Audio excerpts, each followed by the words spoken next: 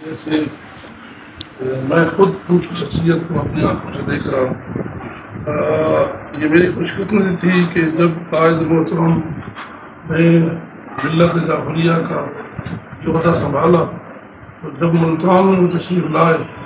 تو میں اس وقت امامیہ اسٹوڈنٹس آرگنیزیشن کا جائزہ سیکرٹری تھا ملتان ریجن کا۔ ہمارے محترم ڈاکٹر مختار مہدی وہ صدر تھے، تو ہم نے اس وقت ایکٹیویٹی بہت زیادہ تھی، تو مظفر آباد میں ہم نے ان کی استقبال کا پروگرام بنایا تھا، اور یہ ہماری خوش قسمتی تھی کہ ان کی سپورٹی ان کے ساتھ جو آمد و رفت تھی اور جہاں وہ ٹھہرے تھے، مظفر آباد سے لے کر ملتان تک قبلہ جعفر گدیری کی کوٹھی پر آفیسر انہوں نے تقریباً 4 دن کیا ہوا ملتان میں۔ تو ISO ہی تھی جنہوں نے ہر حوالے سے، ان کے نزدیک بھی ہم تھے، باہر بھی ہم تھے، اندر بھی ہم تھے۔ تو وہ 4 دن مسلسل قائد شہید کے ساتھ رہے، اور میں جس زاویے سے جو میں نے پیغام دینا ہے وہ ایک مرد مجاہد کے حوالے سے،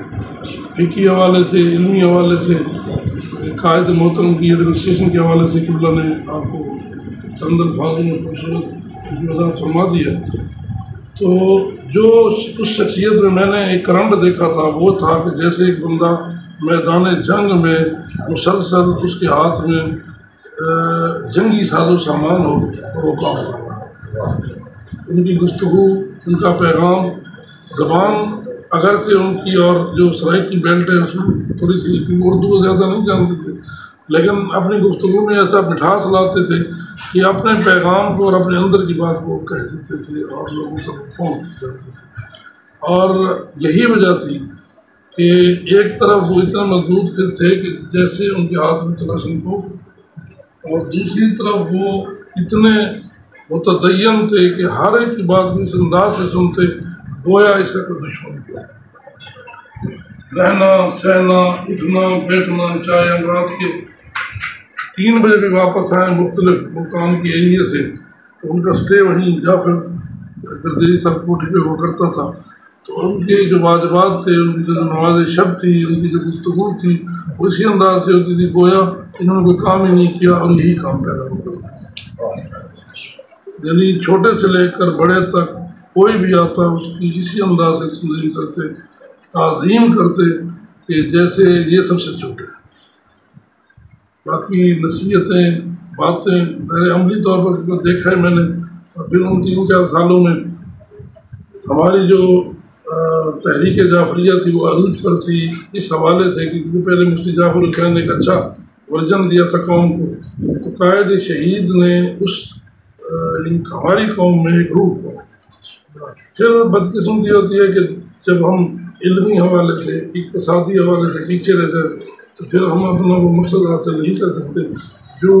ہمارے لیڈر یا جو ہمارا مسلک، جو ہمارا نظریہ وہ ہم سے چاہتا ہے۔ پھر اتفاق ایسا ہی ہوا کہ میرے ہاؤس جاب کا غالباً تقریباً بلکہ یہ آخری مہینہ تھا اگست، صبح کے وقت جب میں اپنی ڈیوٹی سے نائٹ ڈیوٹی سے سوتا، اس دن کا ہمارا پروگرام تھا شجاع آباد میں، ہم نے IO کے حوالے سے، میں جب ہاؤس جاب کر رہا تھا تو میں جنرل سیکرٹری تھا ملتان ریجن کا IO، کیونکہ فوراً IO میں صبح میرے پروفیسر نے مجھے بتایا کہ آپ نے قائد کو شہید کر دیا۔ ظاہر ہے پھر باقی چیزیں تو ہماری ادھر کر رہے ہیں۔ تو بس یہی کہ آپ جس حالت میں جو ہیں، آپ ٹیچر ہیں، آپ مزدور ہیں، آپ عالم دین ہیں، آپ بزنس کر رہے ہیں، تو آپ کے اندر جو کیفیت ہے وہ مجاہدانہ ہونی چاہیے، تب آپ اپنے مقاصد کو حاصل کر سکتے ہیں۔ اور اس کی مثال انسان کے اندر 2 چیزیں ہیں بنیادی طور پر اس وجود کے اندر، جس نے اس کو حق اور سچ کا راستہ بھی دکھانا ہے اور بندے نے وہ کام بھی کرنا ہے۔ ایک کا نام عقل ہے اور ایک کا نام دل ہے۔ وہ ہمارے علامہ ہیں فیروز دہلوی، وہ کہتے ہیں کہ وہ دل نہیں کہ جس کو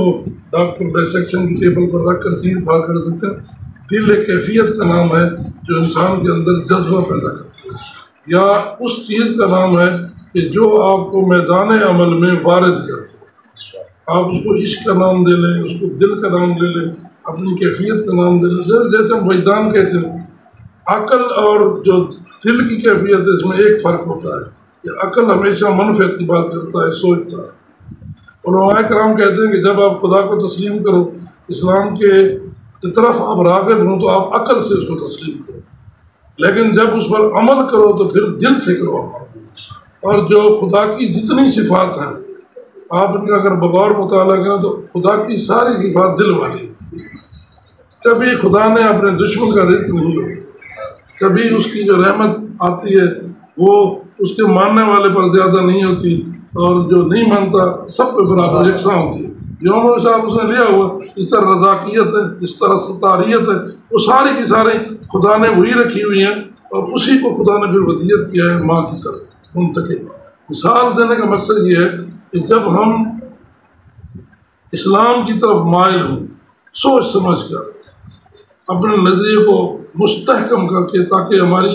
جو منفعت ہے اس میں وہ پوشیدہ، لیکن جب ہم میدان عمل میں آئیں تو پھر اسی طرح ہے کہ پھر ہمیں یہ پرواہ نہیں ہونی چاہیے کہ موت ہم پر آ پڑے یا ہم موت پر آ پڑے۔ اور یہی کربلا کا پیغام ہے، یہی مجاہدانہ کردار ہے، اور یہی علماء کرام جو مرجعیت ہے اس نے ہماری طرف منتقل کیا ہے کہ آپ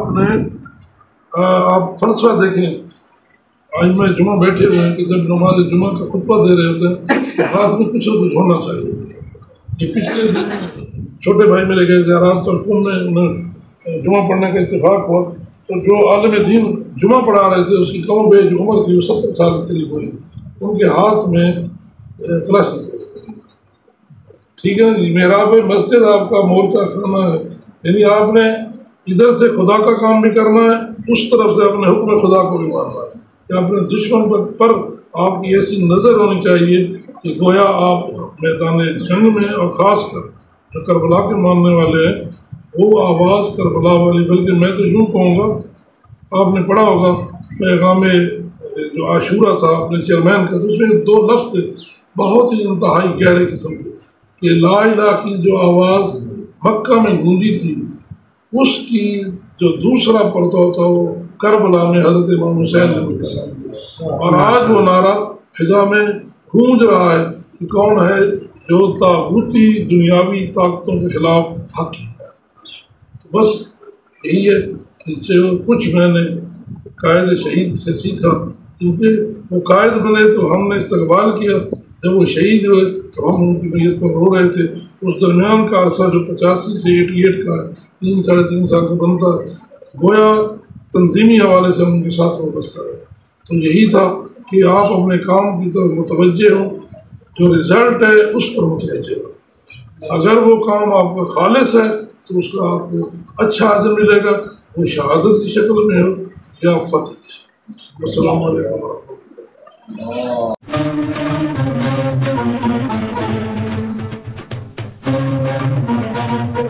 اللہ۔